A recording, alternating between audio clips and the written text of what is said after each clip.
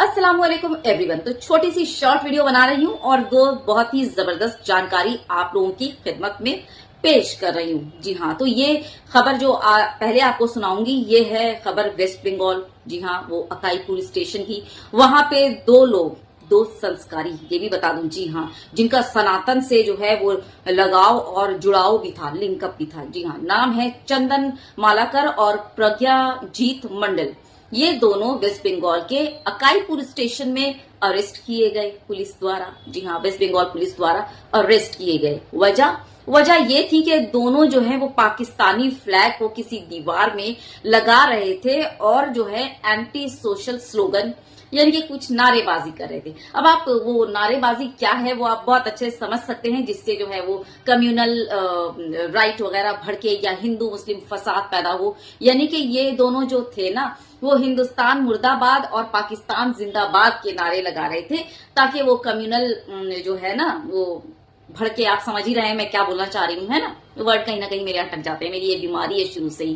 खैर, तो communal right भड़के और मुस्लिम हिंदू विवाद पैदा हो और लोग बोले अरे अभी अभी पाकिस्तानी आतंकवादियों ने जो है वो हमारे हिंदू भाइयों को 28 लोगों को मार गिराया और देखो पाकिस्तान जिंदाबाद के नारे लगा रहा है। समझ रहे हैं ना गेम। जी हाँ, तो खैर दोनों को जो है, इन दोनों आतंकियों को, ठीक है, वो पुलिस ने गिरफ्तार कर लिया है। नाम तो आपको बता ही चुकी हूँ, वेस्ट बंगाल के काईपुर के रहने वाले भी हैं और ये दोनों जो है पॉलिटिकल एक्टिविस्ट हैं, यानी कि सियासी कार्यकर्ता, यानी कि जुड़े हुए हैं पॉलिटिकल इसमें। समझ रहे हैं ना। जी हाँ, और दोनों ने ये कन्फेस किया है बाकायदा कि ये ऐसा कर रहे थे ताकि इनका जो है वो, समझ रहे हैं ना, हाँ, भड़के माहौल खराब हो, इनका ये इरादा था। और इनका लिंकअप किसी जो है वो सनातनी एकता मंच से है। किससे? सनातनी एकता मंच से है दोनों का ताल्लुक। और कर रहे थे क्या? मुसलमानों के नाम में ठप्पा लगे, मुसलमानों को बदनाम, मतलब क्या बोलूं। और मजे की बात ये कि झट से इनका मुंह काला हो जाता है और झट से इनका जो है वो राज फाश हो जाता है, झट से इनकी साजिश भी नाकाम कर देता है। तो वो परवरदिगार सच में बड़ा रहीम करीम है, बड़ा रहीम करीम। खैर, तो ये रहा पुलिस का बयान, वेस्ट बंगाल पुलिस एसपी का जो है वो बयान है, उन्होंने पूरा जो है वो दिया है, देख लीजिए आपके स्क्रीन पर है। तो यहाँ सवाल मेरे व्यूअर्स से है, ठीक, आप ऐसे लोगों को क्या कहेंगे जो देश का माहौल खराब करे और देश में जो है दंगा भड़काने की कोशिश करे? आप ऐसे लोगों को क्या कहेंगे? मैं तो इन लोगों को आतंकवादी ही कहूंगी। ठीक, दूसरा मेरा सवाल ये है कि आखिर ये जो पाकिस्तान का झंडा है, बहुत बड़ा सवाल है और ध्यान से सुनिएगा और इस पर गौर जरूर फरमाइएगा। ये जो पाकिस्तान का झंडा है ये हिंदुस्तान में कहां से आ रहा है?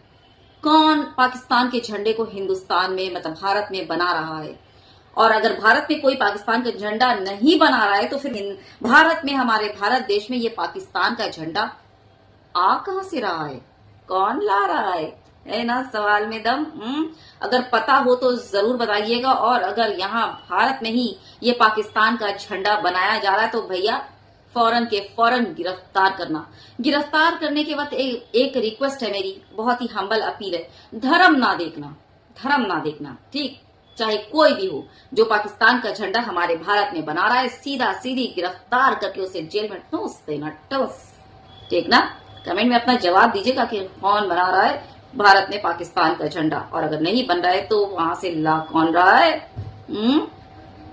अरे सारे के सारे कहाँ हैं वो लोग जो कह रहे थे, जिनकी जुबान नहीं थकती, ये कहते हैं कि सारे आतंकवादी मुसलमान ही क्यों होते हैं? जी हाँ, आज उन्हीं के लिए जो है, हमेशा तो मैंने लाया ही है सामने, तो आज भी ला रही हूँ। तो ये कहना ना जो है वो बंद कर दो, सारे आतंकवादी मुसलमान ही क्यों होते हैं। वो थे, एक दो थे जिनको उनकी सजा, मतलब वो गद्दारी की, देश की गद्दारी की सजा मिल गई, आतंकवादी थे उनको सजा मिल गई, ठीक ना।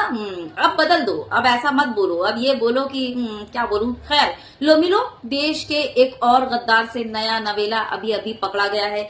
पाकिस्तान से जो है वो जासूसी कर रहा था, यानी कि पाकिस्तान को जो है सारा जो है वो सीक्रेट इंफॉर्मेशन देश की सुरक्षा का वो भेज रहा था और इसी इल्जाम में जो है गिरफ्तार किया गया है। देश से गद्दारी करने के इल्जाम में देश की खुफिया एजेंसियों ने, यानी कि एक एजेंसी नहीं कई एजेंसियों ने देश के गद्दार को पकड़ा है और उस गद्दार का नाम बताओ क्या उस गद्दार का नाम? उस गद्दार का नाम है सुनील कुमार। हाँ, नाम से तो पहचान गई होगी ना। सारे आतंकवादी मुसलमान ही क्यों होते हैं? है ना, सुनील कुमार वो गद्दार। यानी कि अपनी माँ से गद्दारी कर रहा था। हाँ, अपनी माँ से। भारत को माँ कहते हो ना? हाँ, माँ कहते हो और उसी के ऊपर जो है थूकते भी हो, मूतते भी हो और क्या बोलूं, है ना, सब कुछ करते हो और माँ भी बोलते हो। हम लोग अपनी माँ पर ये सब करते हैं।